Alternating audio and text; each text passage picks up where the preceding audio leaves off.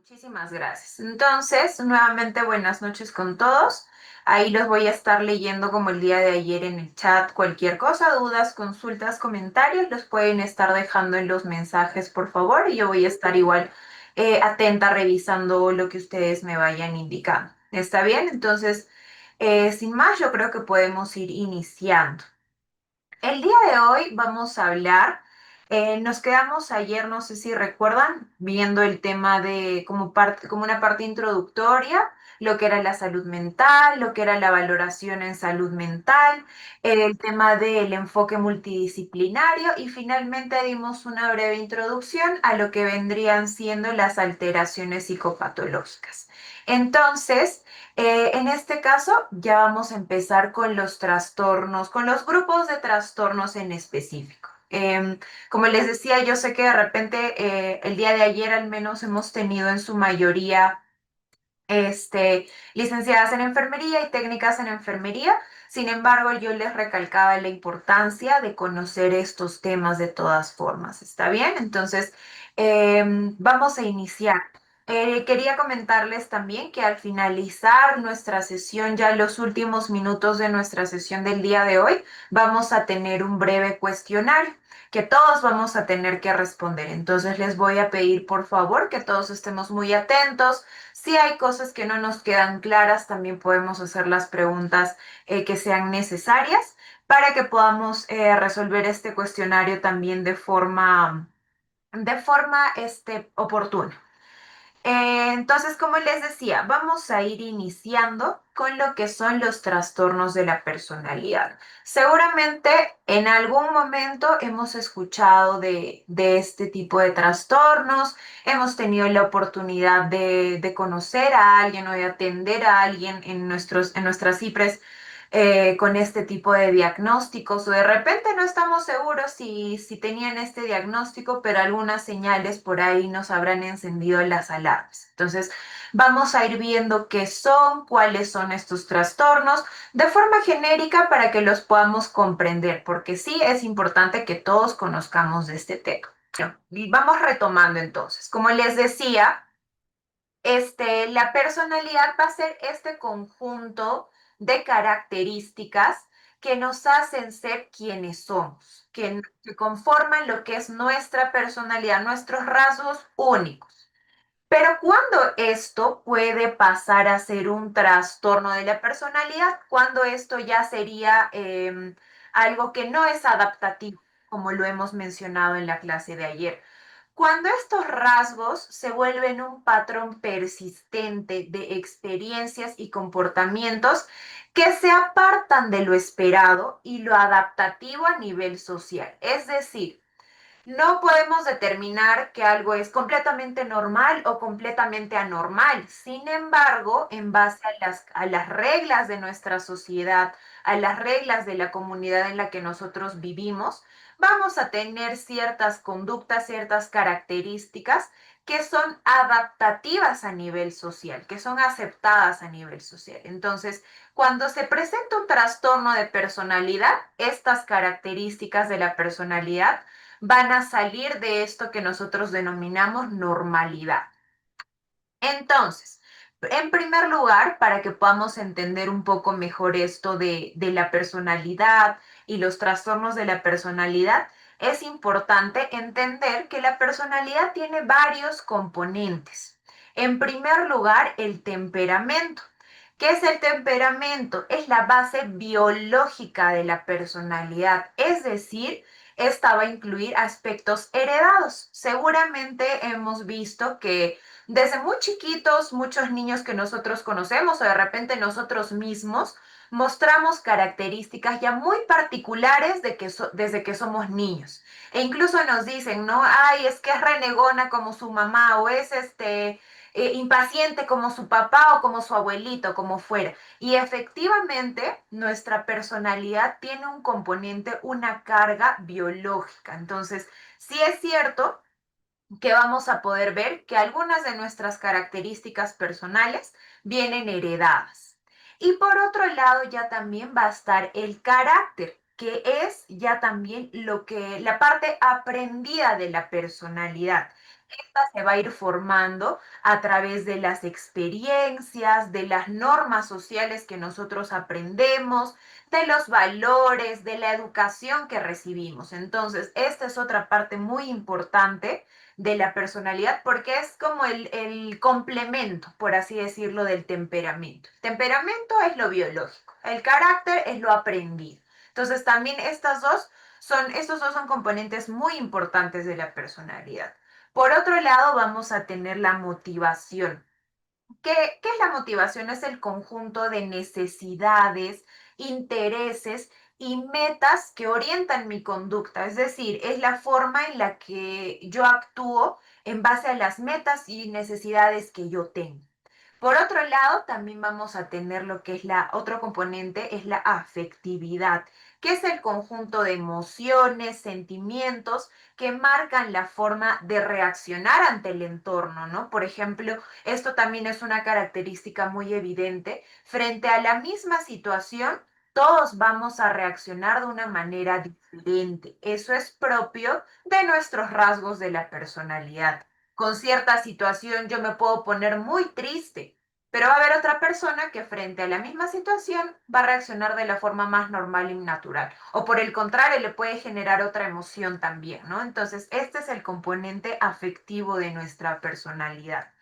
También tenemos el componente de la cognición, que se refiere a los procesos mentales que nos permiten percibir, interpretar y dar un sentido al mundo en el que vivimos, cómo yo entiendo el mundo en el que estoy, cómo interpreto toda esta mi realidad. Y está relacionada también muchas veces con la imagen que yo tengo de mí mismo. Y finalmente vamos a tener el último componente que es el comportamiento, que ya todos estos anteriores componentes hemos visto que de repente son más internos, pero el comportamiento ya es la forma, la parte observable de mi personalidad, el cómo yo demuestro estos rasgos de mi personalidad, que se van a ver reflejados en la forma en la que yo me relaciono con las otras personas y cómo interactúo de forma social, ¿no? Cómo manifiesto todas estas características que les he mencionado anteriormente. Entonces, ya tenemos lo que son los componentes. Ahora vamos a ver un poco acerca de las características generales de los trastornos de personalidad. Ya hemos entendido entonces que si hay alteraciones en alguno de estos componentes, vamos a empezar a hablar de un trastorno de la personalidad. Y una de sus principales características es que éstas suelen tener inicio temprano. Esto se puede dar en la adolescencia o en la adultez temprana. ¿A qué me refiero con esto del inicio temprano? A que nosotros vamos a poder observar todas estas características desde una temprana edad. No es que de un momento a otro esto empieza a suceder, sino es progresivo. Poco a poco vamos viendo con mayor nivel estas manifestaciones porque como seguramente sabemos, nuestra personalidad se termina de formar aproximadamente a los 18 años. Entonces, es ahí cuando vamos a empezar a ver de repente estas alteraciones en la personalidad. Otra de las características de los trastornos de personalidad es que su curso es estable en el tiempo, es decir, que no se presenta en un único momento o solamente en ciertos escenarios, sino que es estable. Y obviamente no se explican por otras condiciones médicas o por el uso de sustancias, como el día de ayer veíamos con respecto a las alteraciones psicopatológicas. Muchas veces hay algunas alteraciones que se pueden dar durante un proceso médico, como por ejemplo lo veíamos como la fiebre, la epilepsia, etcétera, que se pueden presentar alteraciones psicopatológicas, así como también en el uso de sustancias. Entonces, si vamos a hablar de trastornos de personalidad, no podemos relacionarlo con un factor médico, con el uso de sustancias, porque ahí sería una alteración de repente temporal. Y finalmente, otra de las características es que estas suelen coexistir con otros trastornos de la personalidad, o perdón, otros trastornos psiquiátricos. Los trastornos de la personalidad tienen una alta comorbilidad con, por ejemplo, la depresión, la ansiedad y con el consumo de sustancias también, muchas veces incluso con las autolesiones y con la ideación suicida. Entonces es importante que también tengamos en cuenta eso. La etiología y los factores de riesgo. no vamos a poder determinar exactamente una causa específica de los trastornos de la personalidad. Estos son más bien un conjunto de factores que hacen que este tipo de alteraciones se desencadenen. Entonces, por un lado, vamos a tener los factores biológicos. Es decir, la vulnerabilidad genética o las alteraciones neuroquímicas. Justo como les presentaba hace un momento, la personalidad, como lo veíamos, tiene el factor del temperamento, que es un factor hereditario. Entonces, estos factores también nos pueden hacer vulnerables, ¿no? Por ejemplo, si yo he tenido ya un familiar que ha tenido algún tipo de diagnóstico de este estilo, probablemente yo sea más vulnerable. Eso no significa que sí o sí yo vaya a tener la misma enfermedad. Como en cualquier otra condición, no es determinante, pero sí es un factor que me puede que me puede predisponer a la enfermedad. Entonces, por un lado tenemos esto de los factores biológicos. También vamos a ver la parte psicológica.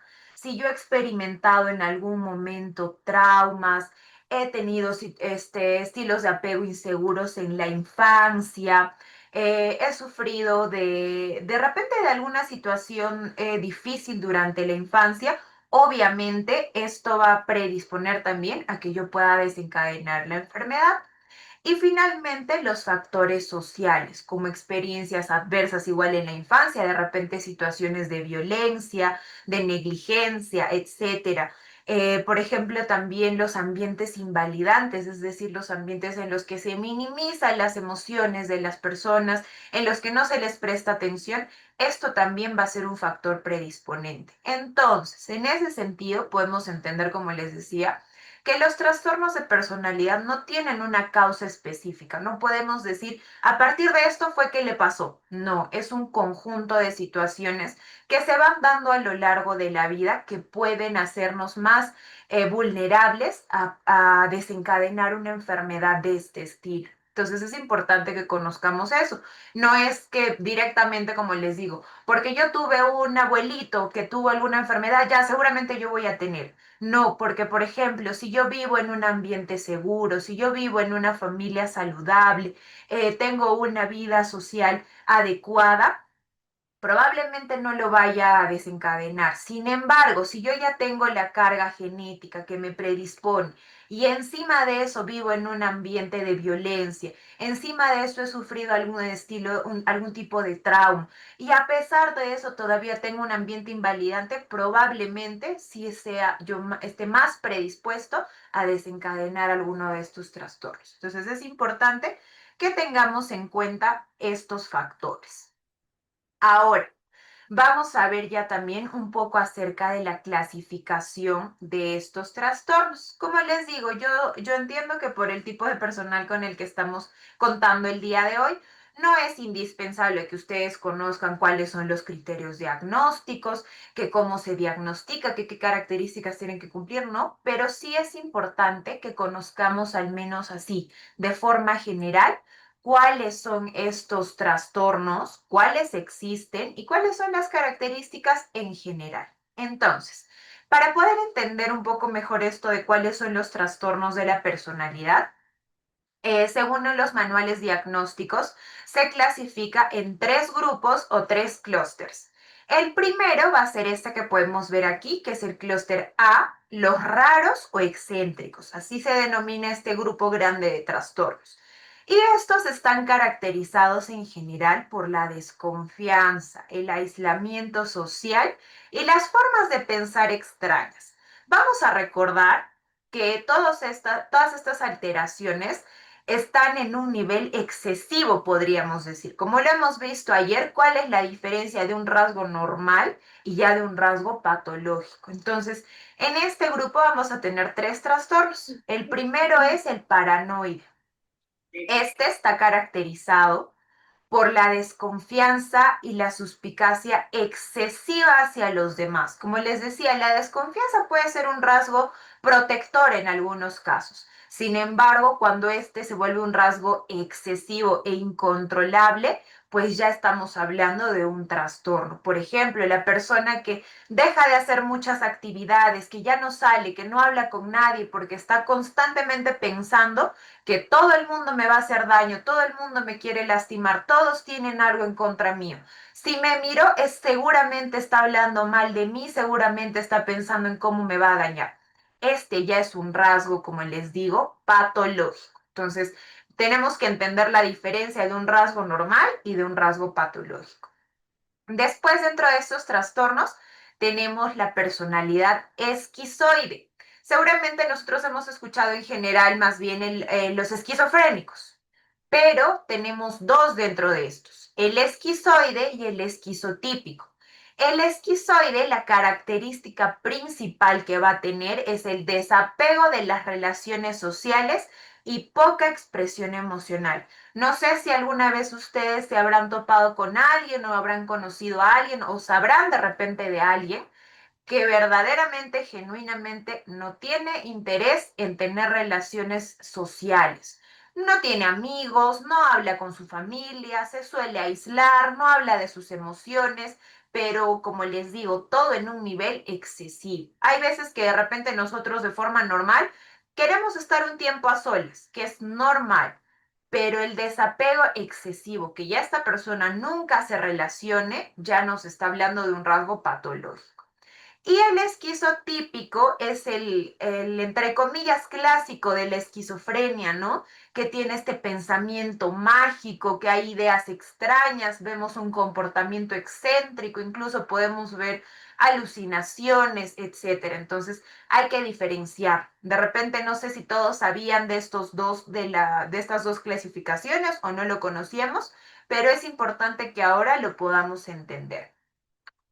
Después vamos a tener en el siguiente grupo el clúster B o los dramáticos emocionales o erráticos. Entonces, este grupo ya también va a estar caracterizado por la impulsividad, la búsqueda de atención y la inestabilidad emocional.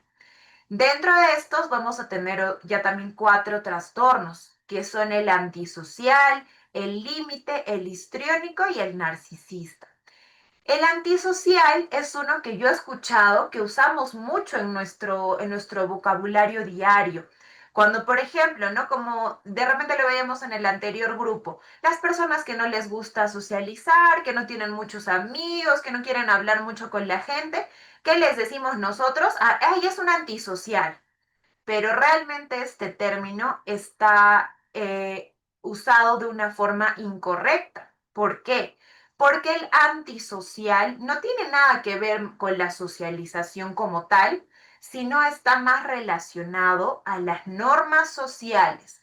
Anti que va en contra, social de la sociedad. Entonces, este trastorno tiene que ver con el desprecio por las normas sociales, la impulsividad, la conducta delictiva y la falta de empatía. De repente hemos visto ahí en noticias en algún momento estos niños que, por ejemplo, matan animalitos y no les causa remordimiento, no les causa incomodidad, no le ven ni siquiera a veces lo negativo. Entonces, ahí ya estamos hablando de un rasgo patológico que probablemente está relacionado con una personalidad antisocial. Entonces, vamos a recordar esto. De repente, a ver si nos quedamos con uno de estos términos en nuestro vocabulario diario. Ya no vamos a usar antisocial porque ya estamos entendiendo y viendo que no está relacionado con lo que nosotros pensábamos, sino tiene otro significado. Después, vamos a tener el trastorno de la personalidad límite o borderline. Seguramente este es un trastorno que vemos de forma más frecuente. A lo mejor en consulta solemos tener este tipo de personas, porque también llegan muchas veces estos pacientes por emergencia, con autolesiones, intentos de suicidio. Entonces, seguramente son pacientes con los que nos vamos a ir encontrando de forma bastante frecuente. Y este trastorno está caracterizado por la inestabilidad emocional, el miedo al abandono, la impulsividad y justo esto que les mencionaba, las autolesiones. Entonces, es importante que tengamos en cuenta estas características para que, como les decía, en la valoración en salud mental, poder identificar estas características. Después vamos a tener el trastorno histriónico de la personalidad, que está relacionada a la necesidad excesiva de atención. Recuerden que todos estos rasgos van a estar en un límite que supera la normalidad. Entonces es una necesidad exagerada de atención constante y una expresión emocional desbordante, ¿no? Por ejemplo, si lo normal es que yo con una buena noticia me alegre, estas personas de repente van a alegrarse en un nivel extremo, saltan, brincan, ya no saben qué más hacer. Y por el contrario, igual, ¿no? Cuando están tristes, su tristeza es excesiva. Entonces, la expresión de esta emocionalidad se va a un extremo. Y finalmente, dentro de este grupo tenemos la personalidad narcisista, que tiene las principales características de grandiosidad, de necesidad de admiración y también la falta de empatía. Entonces, con este cuadrito nosotros vamos a poder diferenciar cuáles son las características de los distintos trastornos de personalidad. Y por último, en el último grupo o en el clúster C, tenemos a los ansiosos o a los temerosos. Esto como trastornos de personalidad. Están caracterizados por el miedo, por la inseguridad, la rigidez y la necesidad de control. Los tres trastornos incluidos son el evitativo, el dependiente y el obsesivo compulsivo de la personalidad. Entonces, en el evitativo ya también son estas personas que se inhiben socialmente, que tienen sentimientos de inferioridad y que tienen esto de la hipersensibilidad a la crítica. Vamos a recordar nuevamente que todos estos rasgos son en exceso, son en extremo. Entonces, obviamente todos de repente si nos hacen una crítica, nos vamos a sentir tristes, nos podemos sentir afectados, es completamente normal. Sin embargo, si yo ya empiezo a mostrar una hipersensibilidad a la crítica, probablemente ya sea un rasgo de riesgo, de alerta, ¿no? Que dejo de hacer cosas, igual no es que me van a criticar, no, mejor no hablo porque me van a decir esto, no, mejor no voy a tal lugar porque me van a decir eso. Entonces, ya en estos casos, cuando empieza a generarme cierto nivel de afectación, es cuando vemos rasgos patológicos. Después, el trastorno de personalidad dependiente, igual, una necesidad excesiva ya también de que otros se hagan cargo de mí. Sumisión y un temor excesivo a la separación me genera mucho conflicto, que me dejen, que me abandonen. Y finalmente, el trastorno obsesivo compulsivo de la personalidad, que está caracterizado por el perfeccionismo, la rigidez y el control excesivo. Sin embargo, se va a diferenciar del trastorno obsesivo compulsivo, que es un trastorno de ansiedad. No es lo mismo, ya los vamos a diferenciar. ¿Por qué? Porque la personalidad es un conjunto más grande, más amplio y que se muestra en todas las esferas de nuestra vida, a diferencia de los trastornos de ansiedad, que pues unos son tratables, son más tratables y solo se muestran de repente en determinadas esferas de nuestra vida. A ver, ¿hasta ahí alguna duda, alguna pregunta? ¿Estamos entendiendo esto de los trastornos? ¿Sabíamos de la existencia de todos estos trastornos o era algo desconocido para nosotros? Bueno, ¿dudas, preguntas? ¿Todo claro? Los leo en el chat, los escucho si alguno quiere comentar. ¿Sí me están escuchando? Sí, está claro. Gracias. Perfecto. Muchas gracias, Ana, muchas gracias. Muy bien. Entonces, ¿cuál es el curso y pronóstico de este tipo de trastornos? En su mayoría, al ser trastornos de la personalidad, suelen ser crónicos. Sin embargo, algunos van a ir mejorando con la edad y el tratamiento. Por ejemplo, el trastorno límite de la personalidad es uno que sí muestra mejorías con la edad y con el tratamiento adecuado. Entonces, estos obviamente van a producir un gran impacto en las relaciones interpersonales, en la vida laboral, en el autocuidado, porque vemos que muchas veces personas con este tipo de diagnósticos que no son tratadas oportunamente y que es más, ni siquiera han sido diagnosticadas, van presentando un deterioro con el tiempo. Los síntomas que tienen se exacerban y se van deteriorando hasta nivel cognitivo. Entonces, por eso muchas veces vemos, ¿no? A pacientitos en la calle divagando ya, que están con su enfermedad muy avanzada, que es ya prácticamente muy difícil que podamos revertir esas secuelas. Entonces es importante que podamos hacer la detección oportuna de estos trastornos. Algunos de los factores protectores dentro de estos trastornos son las redes de apoyo, como les decía, la intervención temprana y las terapias más oportunas. La idea es que con nosotros, con las terapias, ayudemos al paciente y no empeoremos su situación. En cuanto al tratamiento, los principales tratamientos van a ser la psicoterapia y la farmacoterapia. La psicoterapia es una herramienta indispensable en este tipo de tratamientos porque necesitamos brindar al paciente herramientas para hacer frente a la situación. Y en su mayoría va a ser necesario la farmacoterapia. Sin embargo, nosotros sabemos que no existe un medicamento específico para este tipo de trastornos, lo cual hace más complejo su tratamiento. ¿Por qué? Porque lo que vamos a tratar de reducir, por así decirlo, es la sintomatología. Por ejemplo, si el paciente tiene alucinaciones, si el paciente tiene signos de depresión, tiene autolesiones, nos vamos a enfocar en la sintomatología. Sin embargo, no existe, pues, lamentablemente una pastilla mágica para el trastorno del límite de la personalidad o para el trastorno paranoide de la personalidad. No, no existe. Entonces, lo que se trata con la farmacoterapia es la sintomatología. Entonces, en este es indispensable también el enfoque multidisciplinario que lo veíamos ayer, el tratamiento con psiquiatría, con psicología, a veces también con trabajo social, en nutrición, porque necesitan también tener estilos de vida saludables. El apoyo familiar es un trabajo multidisciplinario, tenemos que abordarlo desde todas las esferas. Entonces, algo que tenemos que tener en cuenta, se los pongo ya aquí para ir cerrando este tema de los trastornos de personalidad, que tenemos que diferenciar el rasgo del trastorno. A veces, de repente, ahora que les he ido comentando las características de cada trastorno, tal vez en algún momento se les ha venido a la mente a alguien, un familiar, un amigo, un vecino, que tenga alguna de estas características. Sin embargo, no necesariamente esto va a configurar un trastorno. ¿Por qué? Porque todos podemos presentar algún rasgo de un trastorno de personalidad. Y eso les quería comentar, el rasgo es el patrón de conducta que es estable, sí, pero es flexible y no causa deterioro significativo.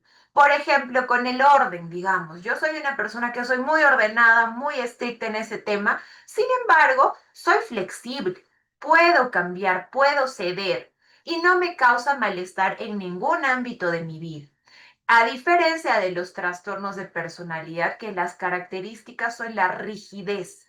No va a haber nada en el mundo que le haga cambiar ese rasgo de personalidad.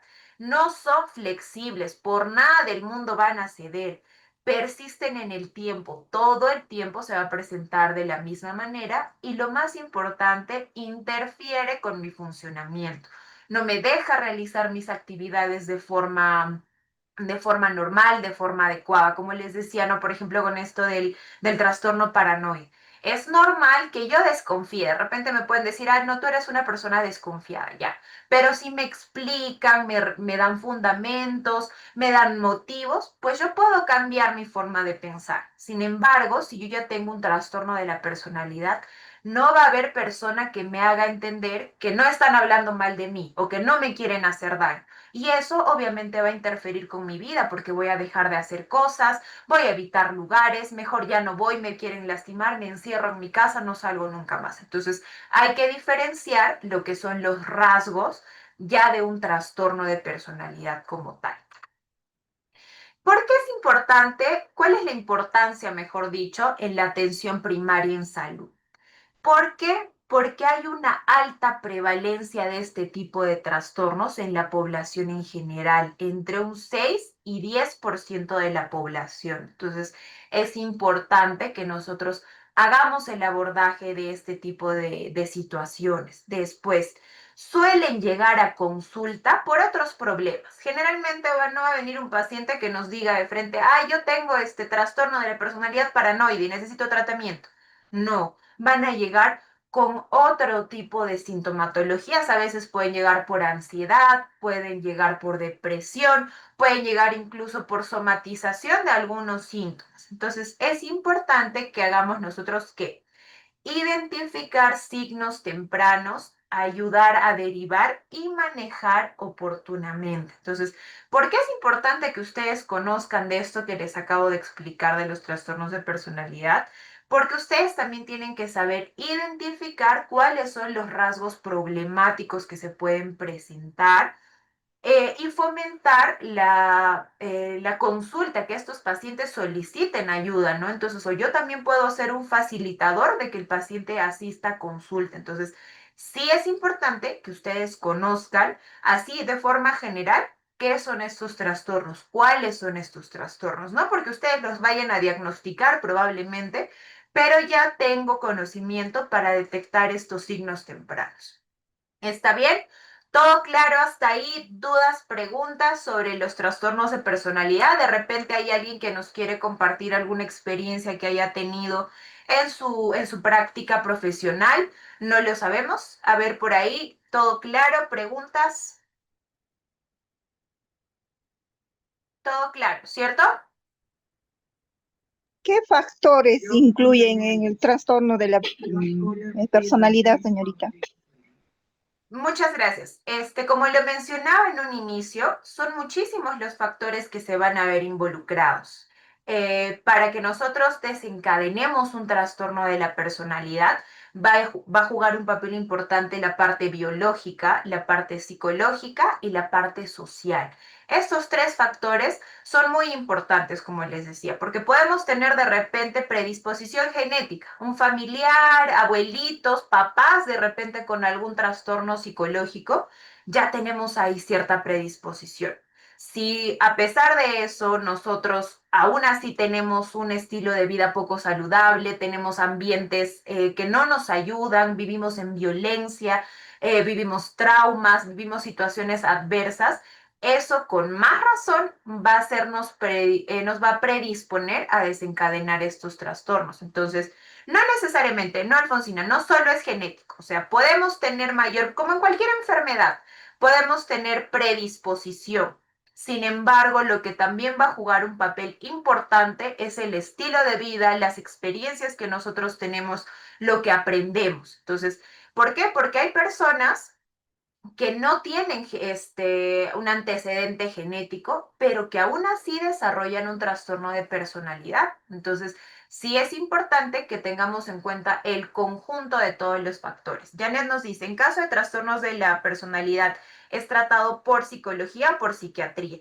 Por ambos, Janet. Justo como lo mencionaba, en este tipo de trastornos el enfoque multidisciplinario es importantísimo. ¿Por qué? Porque la parte psiquiatría se va a encargar de la parte farmacológica, de tratar los síntomas que se está presentando. Como les decía, si hay alucinaciones, si está presentando a la par depresión, ideación suicida, etcétera. Entonces, la parte en psiquiatría, ese es el apoyo que se brinda con la parte farmacológica. Sin embargo, ¿por qué es importante el tratamiento de las en psicología?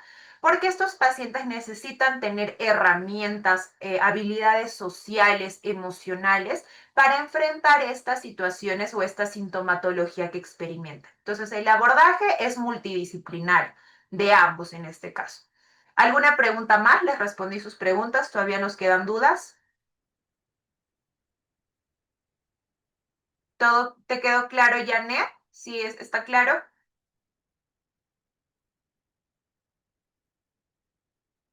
Sí, ¿no? Ya está claro, señorita, muchas gracias. Perfecto. Muchas gracias a ustedes por sus preguntas. frecuentes. Entonces, vamos a pasar al siguiente tema. ¿Qué son los trastornos de ansiedad? Estos trastornos también son muy comunes en la parte del tratamiento de la salud mental. Hoy en día, sobre todo, vamos a escuchar que hay muchísimas personas que llegan con este tipo de trastornos a consulta. Y no necesariamente, como les digo, llegan indicando yo tengo ansiedad, sino en la ansiedad particularmente van a llegar muchas veces con sintomatología física. Entonces, también es importante que nosotros empecemos a conocer un poquito acerca de los trastornos de la ansiedad.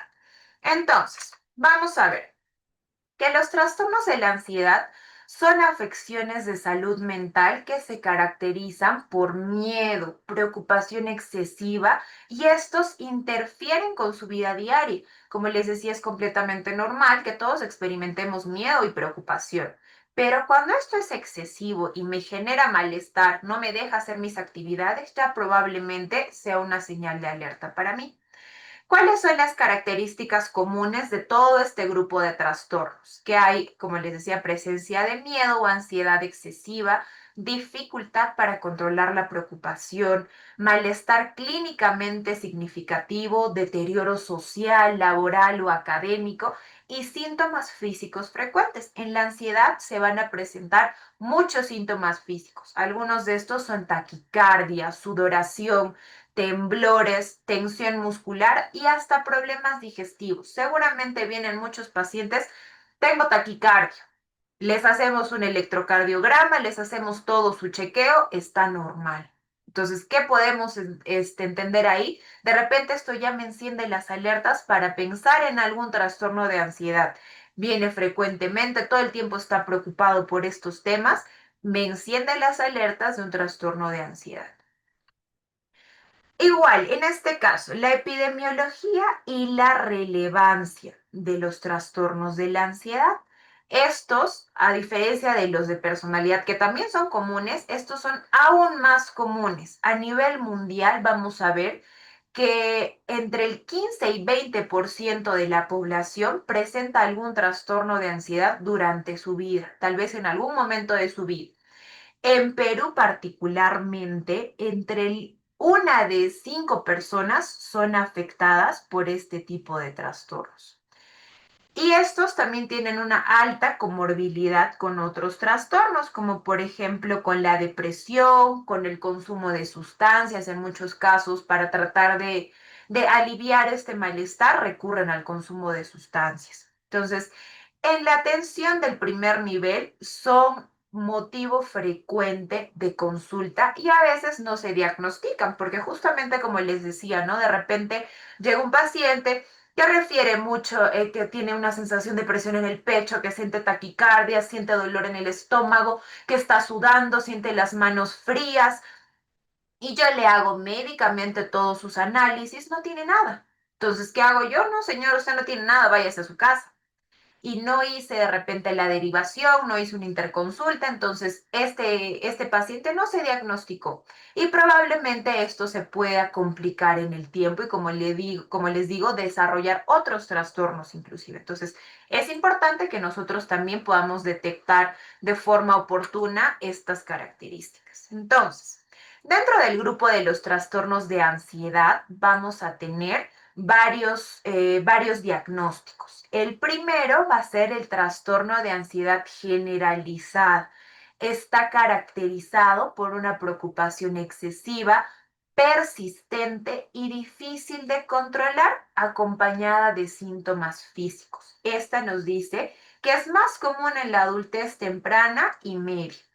Cuando les digo que es más común, no me refiero a que únicamente en estos momentos se pueda presentar, pero tiene mayor tendencia en esta etapa de la vida. Después vamos a ver el trastorno de pánico.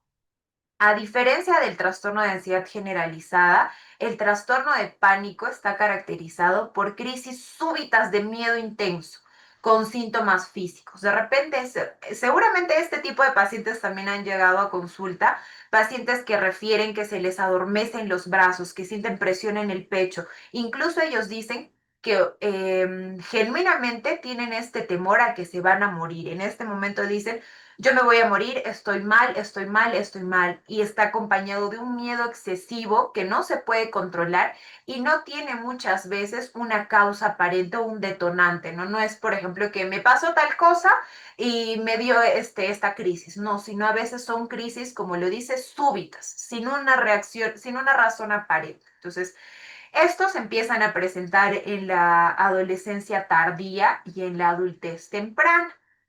Después vamos a tener el trastorno de agorafobia. Este es el temor intenso a estar en lugares o situaciones donde escapar sería difícil o me puede causar vergüenza. Por ejemplo, no sé, en Cusco nosotros que tenemos esta costumbre de asistir a celebraciones religiosas. La procesión en Semana Santa, que yo sé que en la plaza de armas va a haber tanta gente que voy a estar rodeado de un montón de gente y si me enfermo o si me pasa algo no voy a poder escapar. Entonces, estas situaciones hacen que yo deje de salir, evite lugares y, y deje de hacer mis actividades de forma normal. Entonces, nos dice que esto de la agorafobia se puede presentar tras ataques de pánico. Entonces, por ejemplo, yo digo, no, y si me da un ataque cuando estoy ahí, ¿qué voy a hacer? ¿Quién me va a auxiliar? ¿Quién me va a ayudar? Y dejo de salir, dejo de hacer mis actividades. Después, las fobias específicas es el miedo desproporcionado e irracional ante objetos o situaciones específicas. Por ejemplo, un miedo bastante común es el miedo a las alturas. Es lógico que de repente a mí me pueda causar miedo porque me puedo caer, porque me puede pasar algo. Sin embargo, cuando este miedo es desproporcionado y sin ninguna razón, por ejemplo, yo voy a subir a un edificio que es completamente seguro, tiene ventanas, tiene seguridad, no me voy a caer, pero aún así me genera pánico y evito esta situación. Entonces es un miedo que se presenta ante objetos o situaciones específicas. Este se puede presentar generalmente en la infancia o en la adolescencia temprana, pero como les digo, esto no significa que no se vaya a presentar en otras etapas de la vida. Y finalmente, la fobia social o la ansiedad social, que este es el miedo intenso a situaciones en las que la persona puede ser evaluada o juzgada. No solo me refiero de repente a esta situación, ¿no? Yo estoy ahorita haciendo una presentación y obviamente me puede causar cierto temor el exponerme a esta situación, pero si yo estaría experimentando ansiedad social, sería un miedo intenso, incontrolable y que incluso me podría limitar a hacer las actividades. Entonces, se puede presentar también en todos los contextos sociales. Por ejemplo, ir a una reunión. No, si yo voy a la reunión, de repente van a ver cómo estoy vestida, cómo hablo, cómo me siento. Mejor no voy. Esta es la ansiedad social. Es más común en la adolescencia, pero también se presenta en la adultez. A ver, ¿cuál va a ser el manejo inicial en la atención primaria en salud? En primer lugar, vamos a hacer lo que es la psicoeducación. Explicar al paciente o al usuario de qué se trata esta situación, qué es lo que puede hacer en esta situación. Vamos a identificar los desencadenantes y síntomas físicos, ¿no? ¿Cuáles son las situaciones que le generan de repente más ansiedad? ¿Qué síntomas está presentando esta persona? Vamos a usar también técnicas de manejo inicial, como por ejemplo la respiración, técnicas de relajación, actividad física, la higiene del sueño, son actividades que nosotros podemos realizar en el primer nivel. Y finalmente vamos a fomentar las redes de apoyo. Siempre vamos a tener en cuenta las redes de apoyo. ¿Cuándo vamos a hacer derivación? Cuando los síntomas son moderados o graves. Cuando también tenemos sospechas de comorbilidad con otros trastornos, ¿no? De repente no solo es ansiedad, sino ya estoy viendo yo signos de depresión o también estoy viendo signos de un trastorno de personalidad, es importante que hagamos la derivación. Y también cuando las crisis son recurrentes y limitantes. Por ejemplo, tenemos un paciente que casi todos los días experimenta un ataque de pánico. Tendremos que derivar por supuesto que sí, porque le puede estar afectando en todas las esferas de su vida. Algunas consideraciones prácticas que tenemos que tener nosotros en la atención primaria en salud. Tenemos que escuchar y validar. Muchos pacientes evitan asistir a consulta o evitan hablar sobre estos temas porque tienen miedo de que les digan que sus síntomas son imaginarios. Y en cierto punto sí lo son, ¿no? Porque realmente físicamente de repente no tienen nada. Pero los síntomas que ellos están experimentando son reales y les generan un malestar genuino. Entonces es importante que nosotros escuchemos y validemos. Vamos a evitar también estigmatizar.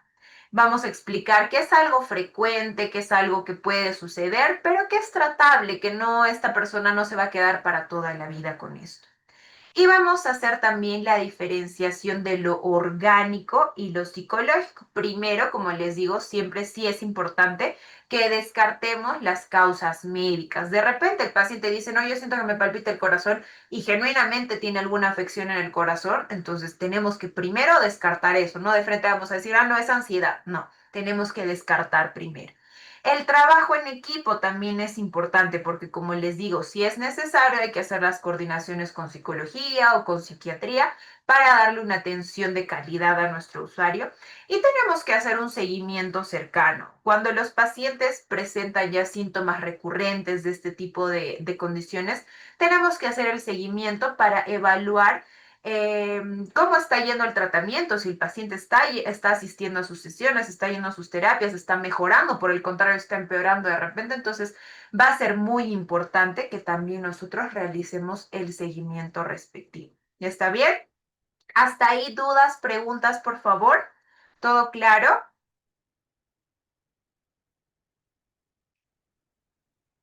¿Todo claro hasta ahí? Bueno, esperemos que sí. Como les comentaba al inicio, el día de hoy al finalizar vamos a tener un breve cuestionario de todo lo que hemos ido viendo en las dos sesiones. Entonces, muchas gracias, Janet, todo claro. Vamos a estar atentos, por favor. Entonces, hemos terminado este segundo tema. Vamos a tomarnos unos minutitos de break para que podamos tomar agüita, podemos ir al baño, de repente estirarnos un ratito y regresar nuevamente a la sesión. En 5 minutos regresamos, por favor. ¿Les parece bien? ¿De repente hay alguna duda, alguna pregunta?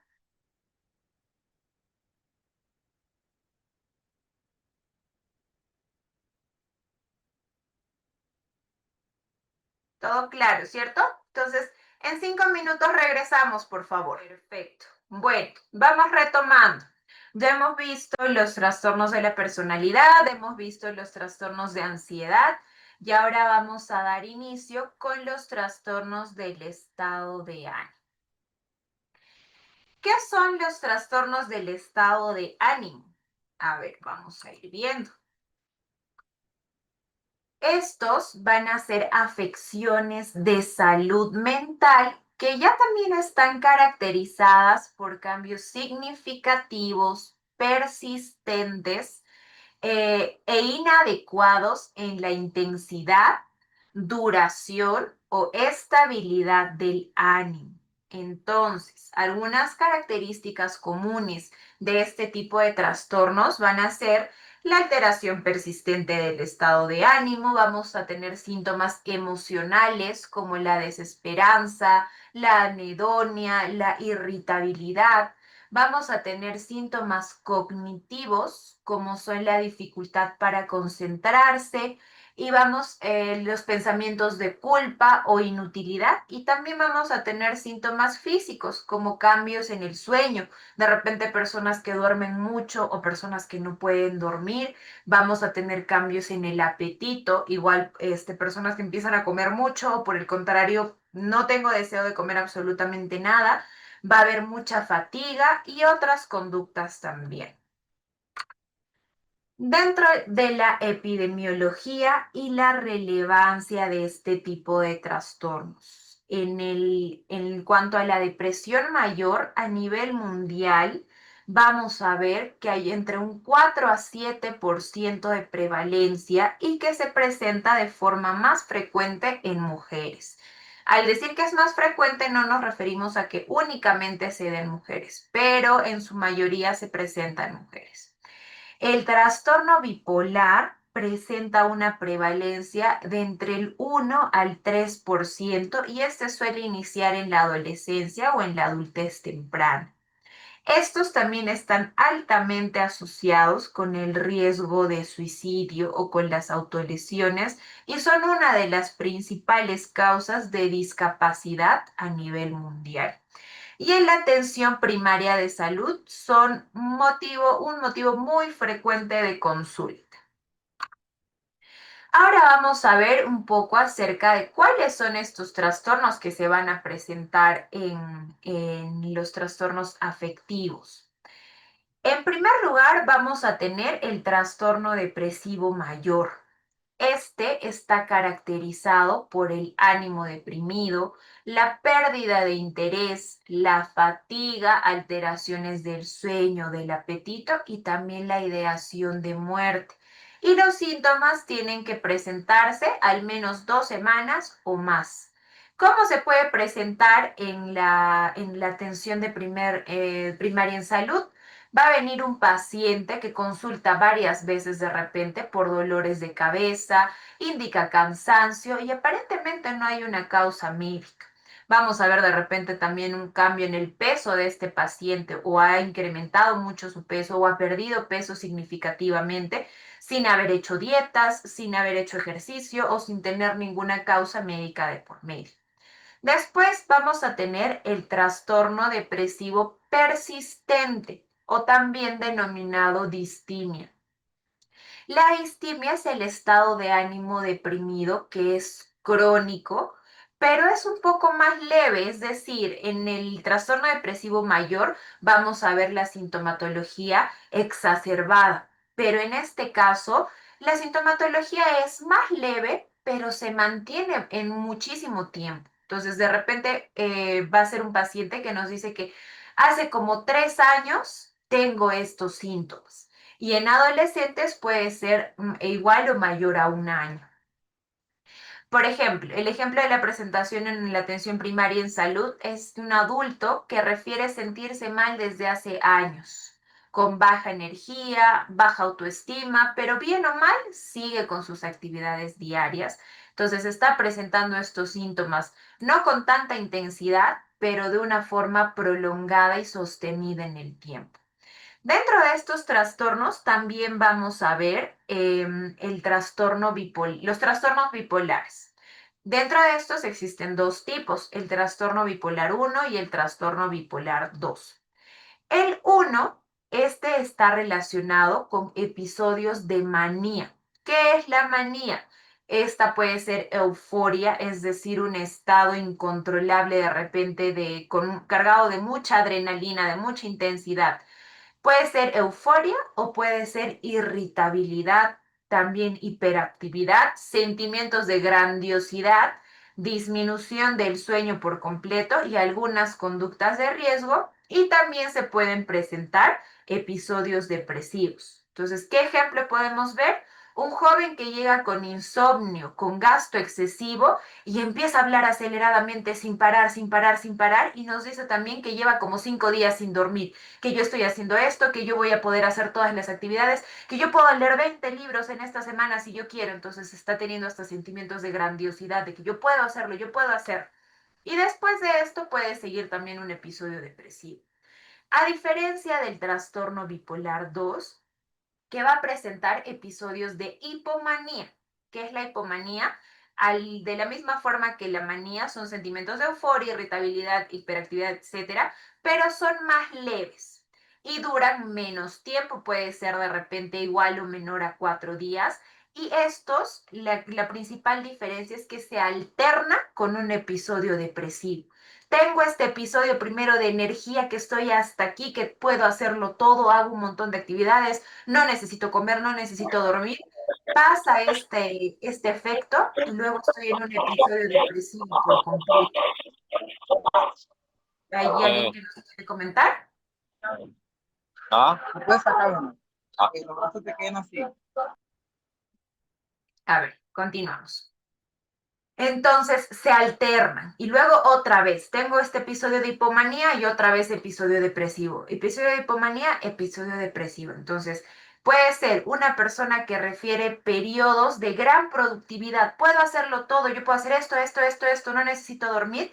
Y luego sigue un episodio de depresivo intenso. Ya también no tengo fuerzas ni para pararme de la cama, no quiero comer, no tengo ganas de nada. Entonces esa es la principal diferencia que nosotros vamos a tener que identificar, porque recordemos que el día de ayer cuando les mostraba en la valoración en salud mental, veíamos la guía, no sé si se acuerdan, la guía de salud para la valoración de justamente de los episodios depresivos, y hay un apartado que nos indica que tenemos que descartar depresión bipolar. Entonces, es importante justamente que nosotros entendamos este apartado para poder tener la hilación de cómo es el tamizaje que se debe realizar. A ver, el manejo inicial, de igual forma, el manejo inicial en la atención primaria de salud, ¿qué es lo que nosotros tenemos que hacer? En primer lugar, la detección temprana, algo nuevamente muy importante como en los anteriores diagnósticos, sumamente importante, la detección temprana, y esto lo vamos a lograr con el tamizaje, por ejemplo, justamente con el instrumento que nosotros veíamos anteriormente el día de ayer, que es el PHQ-9. Es un instrumento muy breve, justamente como su nombre lo dice, 9, tiene 9 ítems nada más, entonces ya esto nos puede dar indicios de si realmente está presentando la persona o no un episodio depresivo. Después, igual vamos a ver que es necesario en este caso también la psicoeducación sobre cómo son los síntomas, cómo es el curso, cómo es el tratamiento que se va a realizar. También podemos aplicar técnicas de activación conductual para que la persona empiece a hacer algunas actividades a pesar de no tener de repente mucha energía. Otro punto muy importante es el apoyo social y la consejería breve. Nosotros sabemos que como personal asistencial de salud, nosotros tenemos la posibilidad de realizar consejería a los usuarios siempre y cuando estemos capacitados, ¿no? Porque la idea también de nosotros poder realizar estas prácticas es ayudar y no perjudicar a los pacientes. Nosotros, como en todas las carreras profesionales, hemos estudiado lo que es la ética. Entonces, no sería ético que yo brinde consejería a un usuario si yo no tengo ni la menor idea de lo que es salud mental. Lo más recomendable más bien ahí sería que yo no realice consejería. Pero para eso lo importante es que nos capacitemos en estos temas para poder brindar la consejería oportuna a ese paciente. Paciente que viene, se está atendiendo conmigo, me empieza a indicar que tiene ciertos síntomas de depresión, que se siente solo, se quiere morir. Yo puedo realizar consejería en ese momento, sugerirle también hacer su psicoeducación y sugerirle una consulta psicológica o psiquiátrica, pero necesito, como les digo, tener las habilidades, tener el conocimiento básico para poder realizar esto de la consejería. ¿En qué casos necesitamos hacer la derivación? En el caso, sí o sí, si el paciente nos indica que tiene ideación suicida, necesitamos hacer derivación. Sí o sí, porque ya es un paciente que está en un riesgo mucho más alto. Después, ¿en qué casos también vamos a hacer la derivación? Si vemos que estos episodios ya son graves, que de repente tiene bastante tiempo o los síntomas que está presentando son muy intensos, necesitamos hacer sí o sí derivación. Y como les digo, si ya hay sospecha de bipolaridad, como lo hemos visto con el tamizaje también, vemos, exacto, hacemos referencia a psiquiatría o a psicología, porque como les digo, el trabajo es multidisciplinario. Si vemos que ya hay también sospechas de bipolaridad, inmediatamente necesitamos hacer derivación. Otro punto importante, algunas consideraciones prácticas. En este caso, no vamos a subestimar los síntomas somáticos. ¿Por qué? Porque como les digo, en la mayoría de los casos el paciente no va a llegar indicando que se siente triste o que está pasando por un mal momento, pero va a llegar indicándonos que está presentando algunos síntomas físicos. Entonces, por ejemplo, no, que señorita, que no tengo ganas de hacer nada, me siento muy cansado, me duele la cabeza, ay, no tengo ganas de comer o de repente que he perdido mucho peso. Entonces ahí yo no voy a subestimar estos síntomas, sino todo lo contrario, los tengo que tener muy en cuenta. Después también vamos a valorar el riesgo suicida. En este tipo de pacientes con alteraciones del estado de ánimo, sí o sí tenemos que identificar si existe o no riesgo suicida, porque nuevamente les digo, hay muchos pacientes que este es uno de los principales riesgos, ¿no? Cuando está asociado con la ideación suicida. Algunos pacientes ya tienen, como les decía ayer, todo planificado, estratégicamente visto, lo van a hacer. Entonces, necesito evaluar sí o sí si existe o no riesgo suicida. Y como les decía, en este caso, el tratamiento en su mayoría de casos va a requerir psicoterapia y también farmacoterapia en los casos un poco más graves. Entonces, también hay que valorar eso. ¿Alguna duda, alguna pregunta hasta aquí, por favor? ¿Todo claro? ¿Dudas, preguntas? ¿De repente han tenido algún caso? ¿Han visto alguna situación como esta o nos quieren compartir alguna experiencia? Yo se los agradecería mucho.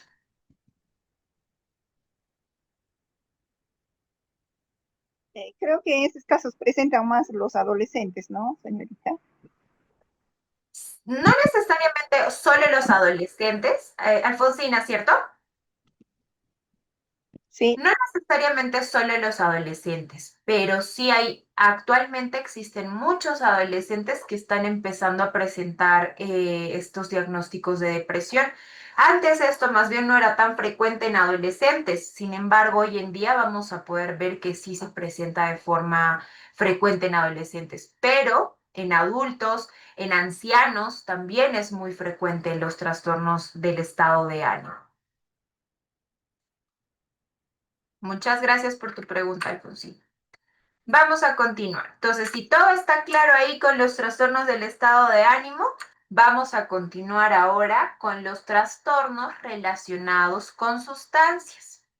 A veces cuando nosotros empezamos a pensar en lo que es los trastornos relacionados a sustancias, únicamente pensamos en el consumo de las sustancias, en lo que puede generar esto. Sin embargo, hay muchas veces, muchos casos en los que la sustancia es un detonante para otros trastornos. Entonces, hoy vamos a ver justamente esta diferenciación. ¿Qué son los trastornos relacionados con sustancias? Son un grupo de trastornos en los que el consumo de alguna sustancia altera el funcionamiento ya sea físico, ya sea psicológico o ya sea social.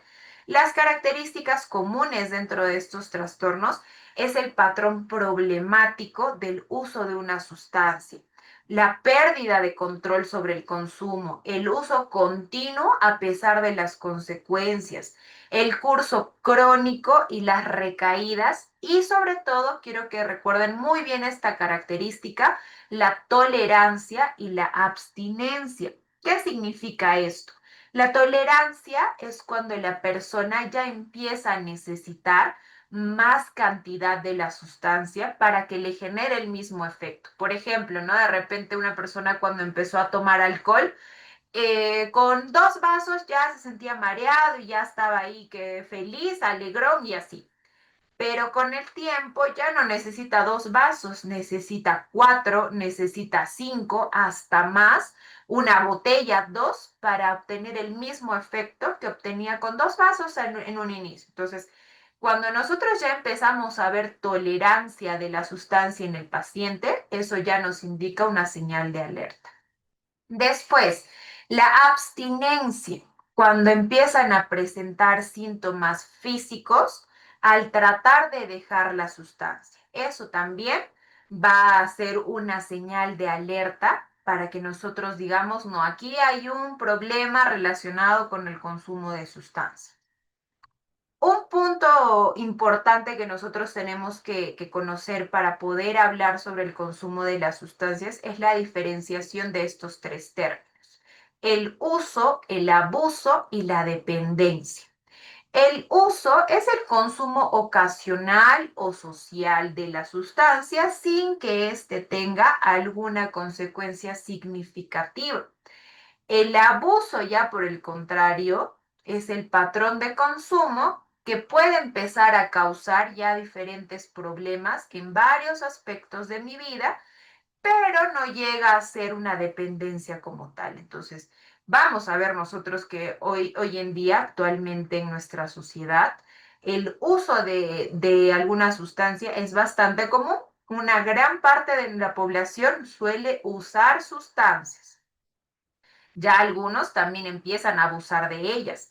Y nosotros, y bueno, sabemos hoy en día que todas las sustancias legales o ilegales son drogas. El alcohol, el tabaco, que por ejemplo se expende de forma libre, también es una sustancia perjudicial. Entonces, hoy en día vemos que el uso es muy frecuente en la gran mayoría de la población. Incluso ya el abuso, ¿no? En nuestra sociedad, inclusive en el Cusco particularmente, nosotros que tenemos muchísimas fiestas patronales, esto es sinónimo de consumo de alcohol. Y generalmente vamos a ver que en este tipo de situaciones no solo es uso, sino ya llega a ser abuso. ¿Por qué? Porque la persona no controla la cantidad de alcohol que está ingiriendo. Puede empezar a tener incluso problemas sociales, laborales, hasta legales, ¿no? De repente que se pelearon, que pueden causar miles de problemas. Entonces, en muchas de estas ocasiones ya llegamos al abuso de la sustancia. ¿Y cuál es el problema más grave?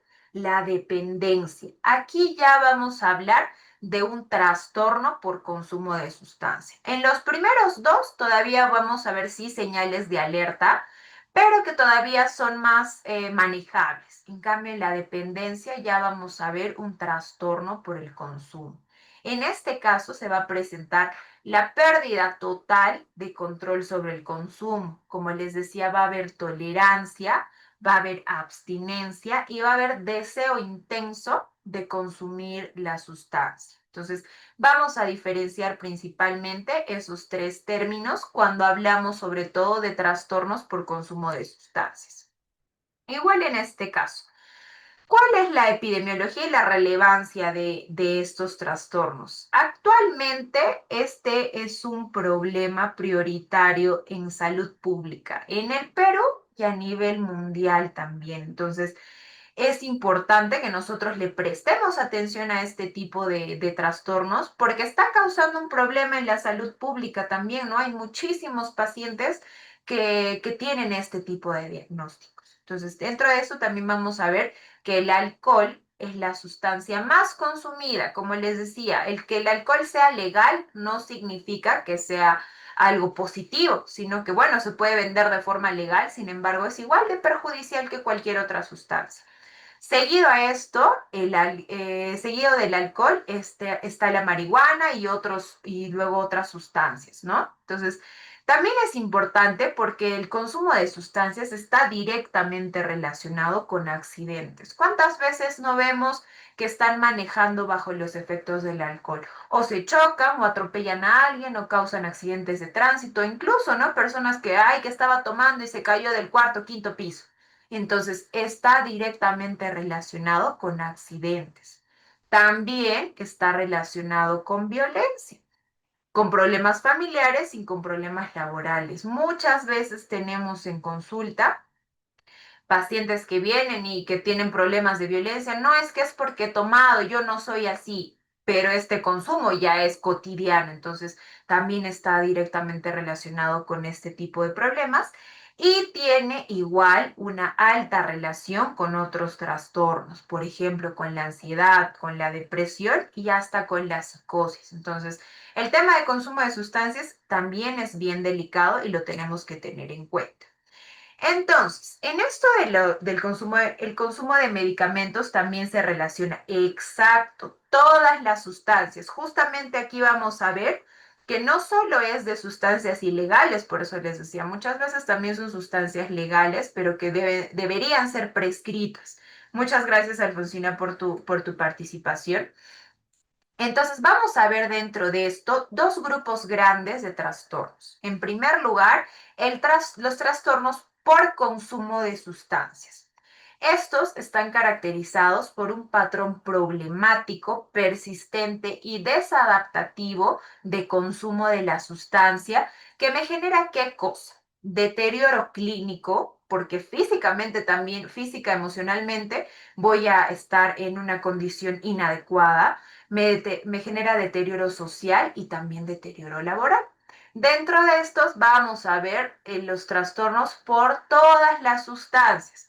Trastorno por consumo de alcohol, por consumo de tabaco, por consumo de cannabis, de cocaína o estimulantes, de opiáceos, de benzodiazepinas, esto es lo que nos mencionaba Alfonsina, de medicamentos, trastorno por consumo de alucinógenos o inhalantes. Incluso hoy en día hay otros, porque pues ya en la actualidad no sabemos cuántas drogas nos están inventando, entonces también tenemos otros para todas las otras que desconocemos. Y este es el otro punto importante que yo quiero que tengan en cuenta. También vamos a ver los trastornos inducidos por sustancias, es decir, son síndromes clínicos que están producidos directamente por la intoxicación, por la abstinencia o por los efectos de alguna sustancia. Y se pueden parecer a otros trastornos mentales, pero acá tenemos que hacer esta identificación de que está estrictamente relacionado con alguna sustancia. Por ejemplo, ya hemos visto hasta ahorita los trastornos de personalidad, trastornos de ansiedad y del estado de ánimo. Entonces, vamos a ver acá que se puede presentar un trastorno de ánimo inducido por una sustancia. Por ejemplo, la depresión por alcohol o la manía por la cocaína. Entonces, vamos a ver que este trastorno del ánimo está inducido por el consumo de una sustancia. Después, también vamos a tener trastorno de ansiedad inducido por sustancias. Por ejemplo, cuando hay consumo de cannabis, vamos a ver que se pueden presentar crisis de pánico a partir del consumo. Después, también vamos a tener trastornos psicóticos inducidos. Por ejemplo, cuando hay consumo de cocaína o de LSD, se puede presentar un episodio psicótico. Entonces, la principal diferencia es que el trastorno se produce por la sustancia. Después también vamos a ver que se pueden presentar trastornos del sueño por el consumo de la sustancia. Por ejemplo, el insomnio cuando se consumen anfetaminas. Personas que no pueden dormir de repente 2, 3, 4, 5 días por haber consumido esta sustancia. Pero no es que tengan insomnio como tal, sino es el insomnio a partir del consumo de la sustancia. Después, vamos a tener también trastornos neurocognitivos inducidos, como por ejemplo el deterioro cognitivo a través del consumo de alcohol crónico. Ya las personas que están consumiendo años de años de años, que se empiezan a olvidar las cosas, se empiezan a desorientar porque ya se ha causado una afectación fisiológica, no solo emocional, no solo de dependencia, sino también a nivel físico. Ya hay una afectación, ha habido a nivel cognitivo. Entonces, otra de las afecciones o los trastornos por consumo de sustancia es la intoxicación y abstinencia específicas de cada sustancia. O sea, puede haber intoxicación por alcohol, tabaco, cannabis, cocaína, etc. Abstinencia por todas estas sustancias en los que se van a presentar síntomas físicos a causa del consumo de esta sustancia. Entonces, es importante que tengamos en cuenta estos dos grupos grandes, como les digo, los trastornos por el consumo de sustancias y los trastornos inducidos por sustancias. Entonces, como les decía en los anteriores grupos que hemos estado viendo, primero tenemos que hacer ese descarte, que no sea que el trastorno que está presentando o los síntomas que está presentando la persona no estén relacionados a una causa médica o al consumo de sustancias. Entonces, de ahí ya podemos identificar a qué se debe principalmente. A ver, ¿y qué vamos a hacer nosotros como manejo inicial? Vamos a ver primero lo que es el tamizaje. También existen tamizajes específicos para el consumo de alcohol. Entonces, es importante que hagamos también el uso de algún cuestionario breve para identificar si hay consumo problemático de alguna sustancia. Vamos a practicar también lo que es la consejería breve. Nuevamente, como les explicaba, para esto es necesario que estemos capacitados, pero en esto de la consejería vamos a buscar explorar cuáles son las causas, informar los riesgos del consumo de las sustancias y reforzar, ¿no? Tratar de promover estas decisiones de cambio en los pacientes. Después también vamos a tratar de abordar la prevención de las recaídas, igual con la consejería, con la psicoeducación, tenemos que tratar de buscar este objetivo y también con el apoyo familiar. Y finalmente, pues en casos graves, lógicamente lo que tenemos que hacer es la derivación. Cuando ya vemos casos de dependencia, de abstinencia, tenemos que hacer la derivación correspondiente a psicología, psiquiatría y también a programas especializados, como les decía ayer cuando hablábamos del enfoque multidisciplinario y salud comunitaria. Tenemos hoy en día grupos, instituciones que se encargan también de abordar estos temas, entonces también podríamos usar estos recursos para ayudar a los usuarios a que tengan una mejor atención. Como consideraciones prácticas, es importante que diferenciemos, uno, el consumo ocasional ya de un trastorno por consumo. Como les decía en un inicio, para bien o para mal, en nuestra sociedad está muy normalizado el relacionar diversión con el consumo de alcohol principalmente. Entonces, ahí nosotros ya tenemos que empezar a identificar si realmente es un consumo ocasional, si de vez en cuando yo consumo, si de vez en cuando tomo alcohol, cigarro, etcétera, o si ya estoy viendo un trastorno por consumo. En el primer nivel de atención, nosotros tenemos que tratar de detectar precozmente todas estas señales de alerta, estos signos que se pueden estar presentando y también tenemos que entender que no todo consumo es un trastorno. Como les decía, nosotros tenemos que hacer esta principal diferenciación de qué es un trastorno, qué no es un trastorno, porque no podemos tampoco diagnosticar todo, no, no, ya consumes, ya tienes un problema. Entonces, tenemos que aprender a identificar todo este tipo de situaciones. Hasta ahí, por favor, dudas, preguntas, algún comentario nuevamente, experiencias que ustedes hayan tenido en su práctica. Los escucho, las escucho. ¿O todo está claro?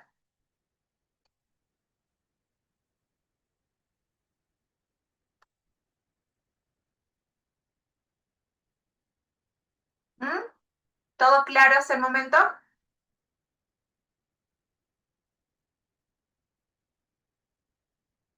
Bueno, vamos a esperar que sí. Vamos a continuar. Ya para ir terminando, vamos a ver ahora los trastornos de inicio en la infancia, en la adolescencia y en la vejez.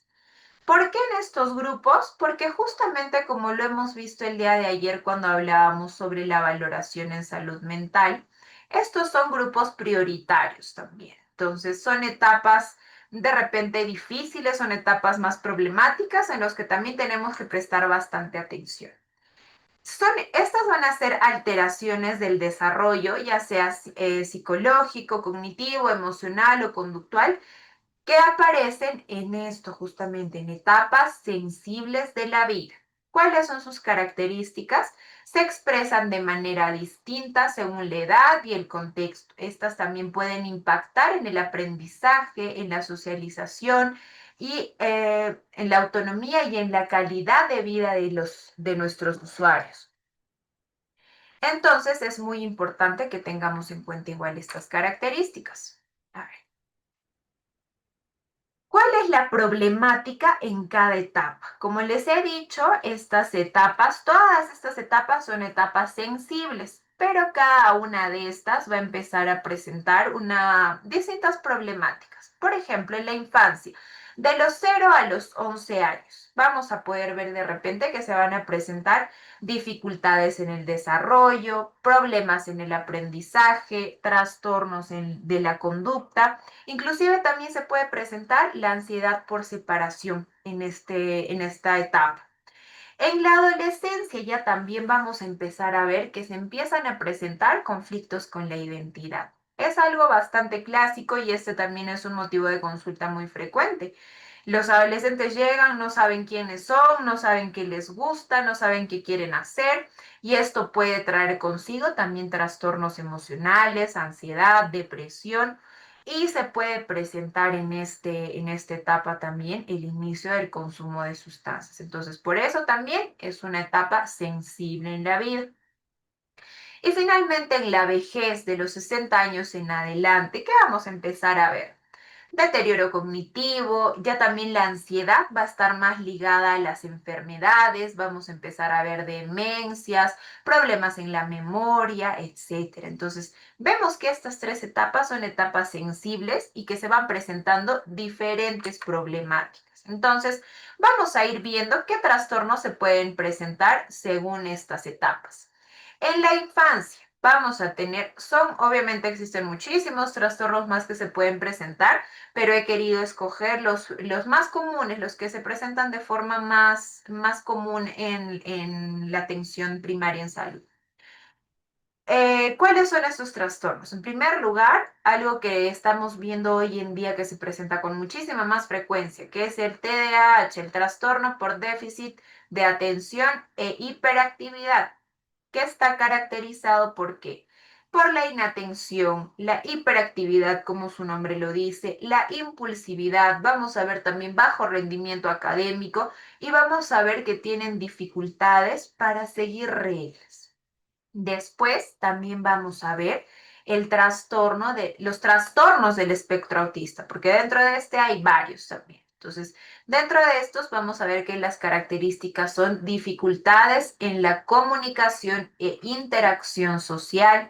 Vamos a ver también conductas repetitivas, vamos a ver intereses restringidos, muy cerrados los intereses que presentan y también vamos a ver que se presenta la resistencia a cambios, es decir, si el niño, el adolescente tiene de repente una rutina en específica, le cuesta muchísimo que le cambien esta rutina, le genera mucha frustración, mucho malestar. Entonces, con todas estas características, si nosotros empezamos a observar alguna de estas, ya podemos tener ahí un signo de alerta. También vamos a ver que se van a presentar los trastornos de conducta. La desobediencia marcada. Una cosa es, ¿no? Que los niños en algunos casos sí pueden ser desobedientes de repente, a veces puede pasar, pero cuando este ya es un patrón repetitivo, ya podemos estar viendo que esto se puede deber a una alteración, una problemática en la conducta. La hostilidad, el desafío a las figuras de autoridad, esto ya no es algo que denominemos adaptativo o normal, entre comillas. Después vamos a tener también los trastornos del lenguaje y del aprendizaje. ¿Cómo se van a presentar estos? Con retraso en la adquisición del habla, en la dificultad para leer o para escribir y también esto lógicamente les va a traer problemas en el rendimiento académico. Entonces, todas estas características, si vemos todas estas sintomatologías, podemos estar hablando de un trastorno del lenguaje o del aprendizaje. En cuanto a la ansiedad por separación, como les decía, esto es algo que se presenta también hoy en día de forma muy común. ¿Qué es la ansiedad por separación? Es el temor excesivo a estar lejos de las figuras de apego. Y esto puede traer consigo somatización, dolor de estómago, dolor de cabeza, justo cuando se va a separar de sus figuras de apego, que generalmente son los padres. Entonces, por ejemplo, cuando el niño tiene que ir al jardín, ya le empieza a doler el estómago, le empieza a doler la cabeza, empieza a llorar, no quiero ir, no quiero ir. ¿Por qué? Porque tiene este temor excesivo a separarse de sus papás. Entonces, esto, cuando empezamos a ver estas señales, podemos estar pensando en una ansiedad por separación. Ahora, en cuanto a la adolescencia, la etapa de la adolescencia, como lo hemos visto, también es una etapa sensible de la vida. Y dentro de esta vamos a ver también muchísimos trastornos. Dentro de estos vamos a ver en primer lugar que se presenta con mucha frecuencia los trastornos de la conducta alimentaria. Porque, como les decía, ¿no? Como lo veíamos en la problemática, en este momento de la vida, los adolescentes empiezan a tratar de buscar su identidad, quiénes son, qué les gusta, y ahí puede empezar a surgir una preocupación excesiva por el peso o por la imagen corporal. Pueden empezar a presentar restricción de alimentos, atracones y luego vómitos, uso de laxantes, pérdida o aumento significativo del peso. Entonces, ya cuando vemos en consulta adolescentes con este tipo de miedos, de temores, preocupación por el aspecto físico, la imagen corporal, y que tienen a partir de eso algunas conductas de este estilo, ya también puede ser una señal de alerta para nosotros. En cuanto a los trastornos del ánimo, en los adolescentes, justamente como nos consultaba una de las participantes, nos decía, esto es bastante común en adolescentes, efectivamente. ¿Y cómo se va a presentar en los adolescentes? Más que tristeza, los adolescentes suelen demostrar irritabilidad, a diferencia de los adultos, que mostramos más tristeza de repente si estamos atravesando un episodio depresivo. Los adolescentes se muestran más irritables. No me mires, no me toques, no quiero hablar contigo, no quiero hablar con nadie, me enojo por todo. También van a mostrar anedonia, también van a presentar bajo rendimiento escolar, se suelen aislar el apego, se suelen aislar mucho, tienen este sentimiento de desesperanza y se presenta lamentablemente de forma muy continua en adolescentes también las autolesiones y la ideación suicida. Entonces, también cuando nosotros estamos atendiendo a adolescentes es importantísimo que hagamos también esta valoración. También vamos a ver que en los adolescentes igual se presentan los trastornos de ansiedad. En este caso, muchas veces es más común ver esto de los miedos sociales, como lo veíamos en los trastornos de ansiedad, los ataques de pánico, esta somatización, estos síntomas físicos de la ansiedad y el evitar ciertas situaciones. No, no quiero ir al colegio, no, no quiero ir a la academia, no, no quiero hacer esto porque me genera mucha ansiedad. Luego de esto, como les decía, esta etapa de la adolescencia también es una etapa sensible cuando hablamos de inicio de consumo de sustancias. Hoy en día, lamentablemente, vemos que se ha dado un inicio precoz de consumo de sustancia. Adolescentes de 12, 13 años que ya han iniciado con el consumo, a veces no solo de alcohol, en muchos casos también ya de otras sustancias como marihuana, cocaína, muchas drogas que están de moda hoy en día. Entonces, es importante que nosotros estemos muy alertas en cuanto al consumo de sustancias en adolescentes. Y esto, lógicamente, les va a traer problemas escolares y familiares. Y finalmente, como les decía, ¿no? Justo como le hablábamos en los trastornos del estado de ánimo, un problema muy frecuente dentro de los adolescentes son las conductas autolesivas y el riesgo suicida. Se presenta de forma muy frecuente en los cortes, las quemaduras o las conductas de riesgo para manejar el malestar emocional. ¿Qué son las conductas de riesgo? Justamente esto, el consumo de sustancias, de repente tener relaciones sexuales sin protección, muchas otras conductas de riesgo que usan para tratar de manejar este malestar emocional, ¿no? Entonces, también tenemos que prestar muchísima atención a este tipo de situaciones. Sí, la bulimia, Alfonsina, exactamente esto estaría dentro de los trastornos de la conducta alimentaria, que es muy común en adolescentes. Y antes, cuando hablábamos de trastornos de la conducta alimentaria, veíamos que la mayor prevalencia se daba en mujeres.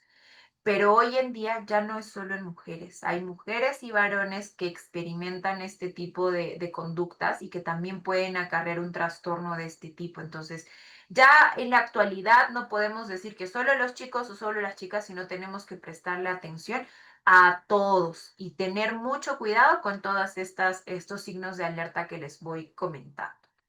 Y finalmente, vamos a tener la etapa de la vejez. La vejez también ya se vuelve una etapa muy sensible dentro de las etapas del desarrollo. Se empiezan a presentar también muchísimas problemáticas y es muy importante abordarlas. ¿Por qué? Porque es una, como les digo, es población vulnerable, que puede no solo tener una condición, puede tener muchas otras condiciones. Entonces también es muy importante que le prestemos la atención necesaria.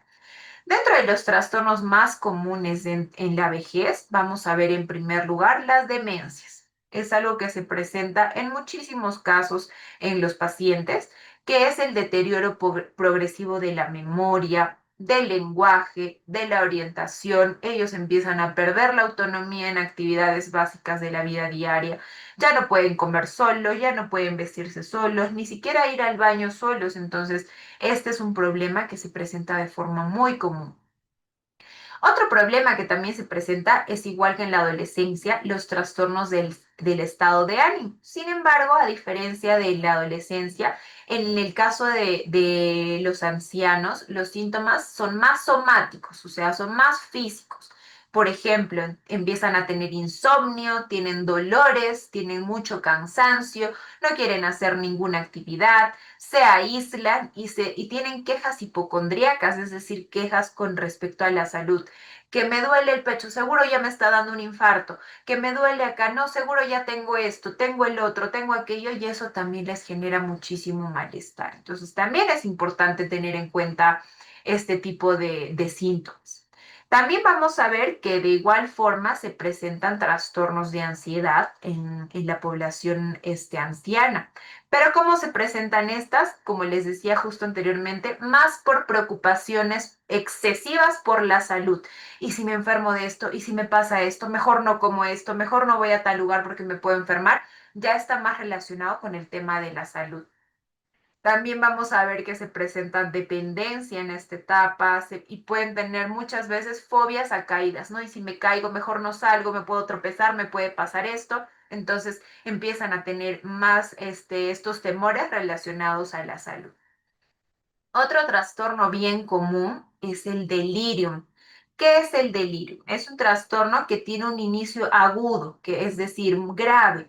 Es fluctuante y va a presentar alteración en la conciencia, hay inatención y puede estar asociado a alguna enfermedad médica aguda o también a la medicación que puedan estar usando para algún tipo de condición en los pacientes. Entonces, también es importante tener en cuenta esta condición. Y finalmente vamos a ver que se presenta algo de forma muy común, los trastornos relacionados con el duelo. ¿Y por qué? Porque en esta etapa, lamentablemente, pues ya de repente las personas de su misma edad, de su generación, amigos, familiares, empiezan a fallecer. Entonces esto les va a generar mucho malestar también, porque es lógico, ¿no? Cuando nosotros experimentamos la pérdida de algún ser querido, atravesamos por el proceso de duelo. Pero cuando este proceso se vuelve problemático, es como lo vemos aquí, cuando esta tristeza ya es prolongada, es decir, ya excede el tiempo normal de un proceso de duelo. Y es muy intensa también esta tristeza, cuando hay apatía, cuando hay aislamiento social, que va más allá de lo normal, de lo esperado frente a una situación como esta. Entonces, también es importante que nosotros prestemos atención a este tipo de situaciones cuando tenemos un paciente, un familiar, tal vez en esta etapa de la vida. A ver, entonces, ahora, ¿cómo vamos a hacer el abordaje en las distintas etapas? En la infancia, la idea es identificar, detectar de forma temprana. ¿Y en qué espacios vamos a aprovechar para hacer esta detección?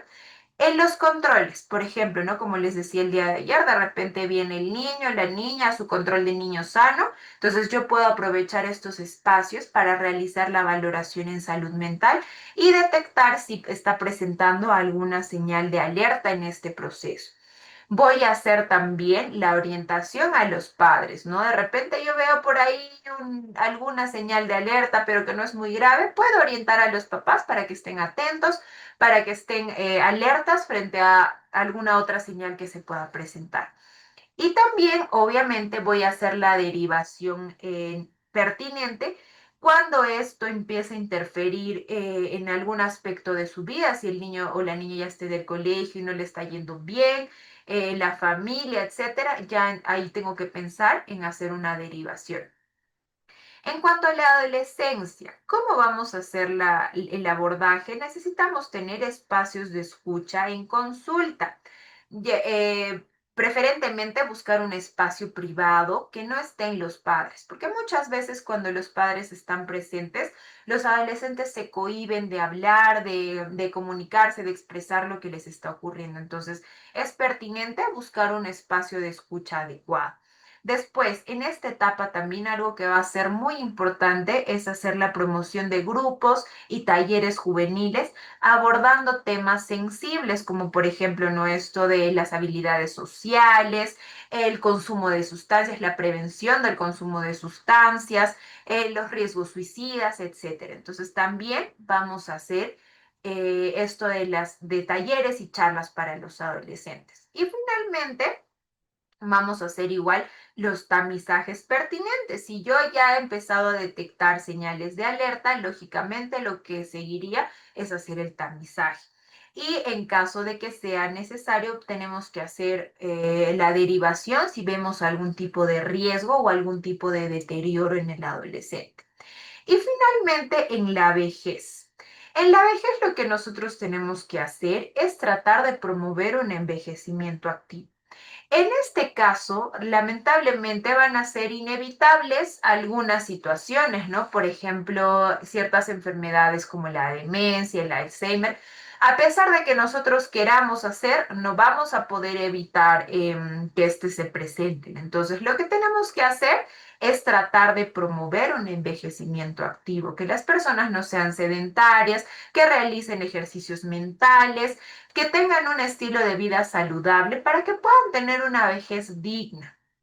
En los casos en los que ya vamos a ver de repente que el paciente presenta alguna alteración, vamos a enfocarnos en capacitar a los familiares o a los cuidadores, en qué cosas deben hacer. Vamos a psicoeducarlos a ellos para que puedan ser un apoyo para estas personas.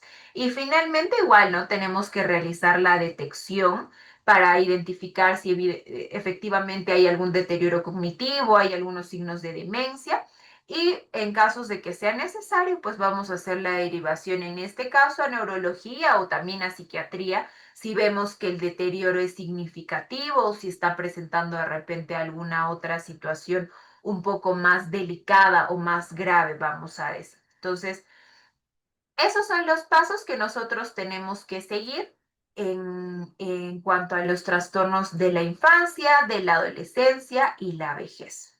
Hasta ahí tenemos dudas, preguntas, ya estamos terminando, comentarios, queremos compartir experiencias.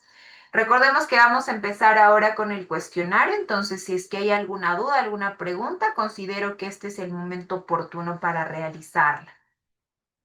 ¿Todo claro?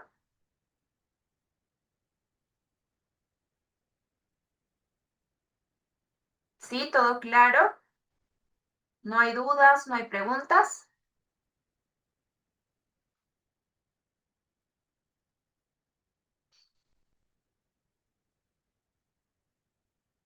Muchas gracias, Ana, todo claro. Bueno, entonces ya hemos terminado con lo que son las presentaciones. Espero que sí, efectivamente todo les haya quedado claro, que haya sido útil para ustedes y como les digo, es importante que pongamos en práctica todo esto que hemos aprendido el día de ayer y el día de hoy. Ahora por el chat les voy a pasar el link de lo que va a ser nuestro cuestionario. Entonces, muchas gracias, Ana. Espero que les haya sido de utilidad. Voy a enviarles en este momento el link del cuestionario que vamos a realizar el día de hoy y vamos a tener unos 20 minutos máximo para poder realizar el cuestionario porque este es bastante breve. Entonces, ya se los envío. Permítanme un momento. Por favor, confírmenme si pueden abrirlo y responderlo. En la primera parte tienen que indicar sus datos y ya en la segunda parte están las preguntas que tenemos que responder con sus nombres completos, por favor, todos sus datos correctamente llenados. Está bastante sencillo, bastante corto el cuestionario. Igual si hay alguna pregunta, alguna duda, de repente algo que no están entendiendo del cuestionario, yo voy a estar aquí todavía para que ustedes me puedan hacer las preguntas pertinentes. Entonces, quedo a la espera y yo voy a estar revisando quiénes van llenando el cuestionario. Muchísimas gracias. Bueno, estimados participantes, ya para ir concluyendo, mientras van terminando de llenar el cuestionario, los que todavía no lo han hecho, nuevamente recalcarles, la salud mental es sumamente importante. De repente, como les decía en un inicio, no podemos comprender cuál es la importancia de que nosotros conozcamos estos temas, pero es de suma importancia, porque nosotros, como les decía, al estar en contacto directo con los usuarios, podemos hacer una diferencia desde nuestro lugar, desde la función que nosotros cumplimos en nuestros centros de trabajo. Entonces, es importantísimo que conozcamos estos temas, no solo para el trabajo, sino también para nuestra vida personal, para nuestra vida individual. Es muy importante. Recordemos que no hay salud sin salud mental. Entonces, espero que estos temas que hemos abordado el día de ayer y el día de hoy hayan sido de utilidad para ustedes. Pues, nuevamente, muchas gracias y hasta otra oportunidad.